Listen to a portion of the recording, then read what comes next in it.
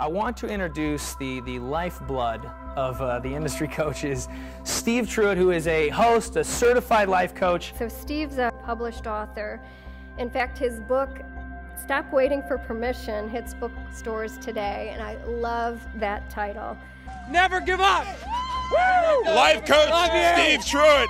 So Steve Truitt is the man. He's just an amazing inspiration. He always is able to coach me through moments where I'm sort of going, I don't know what I'm doing on stage with this podium.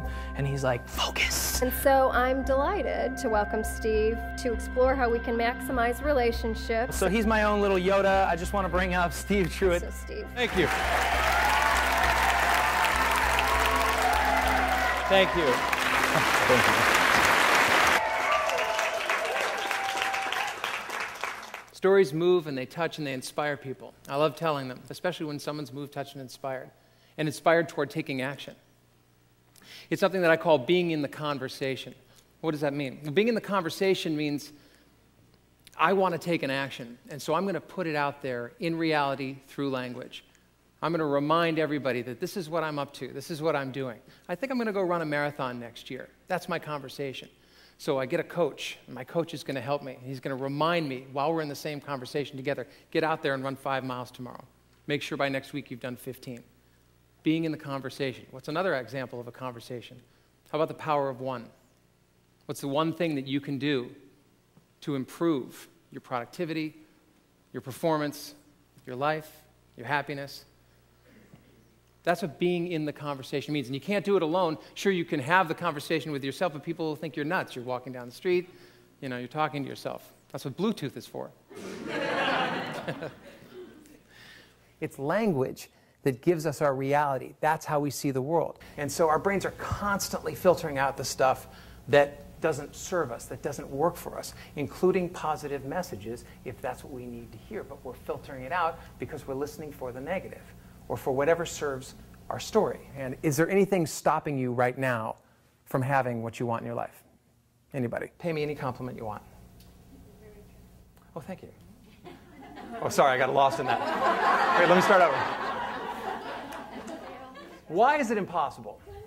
Because you don't know it. So it goes in there. But I want to give you another example of a really great conversation that started good and got great.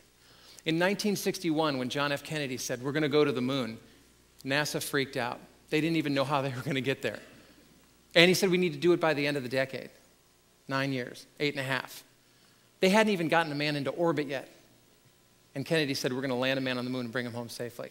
And that was when a guy named John Hubble, a mid-level, small-time engineer at NASA who wasn't even working on the moon project, stumbled across a scientific journal from a Russian in 1916, which recommended something called Lunar Orbit Rendezvous. It was a great idea, but NASA couldn't possibly imagine doing something like that because the engineering hadn't even been thought of. And John Hubble was silenced for a while.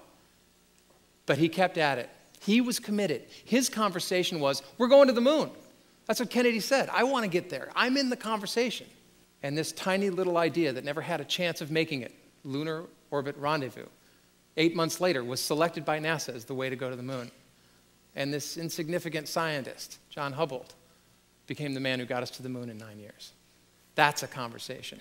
That's a great example of a small conversation and someone owning it and bringing it into the forefront and making something happen.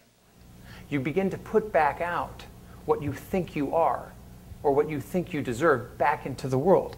And so the world sees you, it sees you as you see yourself. So if you're living in fear of failure, you have to own that and take responsibility for it and say, that's what's stopping me, is my fear of failure. Because I'm convinced, honestly, that it's fear of success. We're all used to failure. How many of us are actually used to success? If I've got a block in my filter and I don't see it, then it's never going to get through here, and it's never going to come back out into the world. And I will always tell you who I think I am, and you'll see that, and you'll tell me it back, and I'll go, see, I knew it. I knew it. And it just goes around and around and around and around and around. And this is why people always ask the question, why aren't I happy? Everything you don't know is where life becomes possibility. It's where things change. It's the aha moment. It's the shift in your life that says, God, I didn't even know I didn't know this. Everything is just a conversation. And the truth is, you're always one powerful conversation away from having anything you want in your life. You are one powerful conversation away from achieving everything you want to achieve in your life. When you've got nothing, then everything's possible. So You're good. Right? Just keep going, just keep moving, taking action, that's the key. Integrity, identity, and action. With these tools, you can have anything you want in life as long as you stay in that powerful conversation. So give yourself the permission to create and start that conversation. Thank you very much. Have a great year, everybody. Thank you again to the panel. You guys are terrific.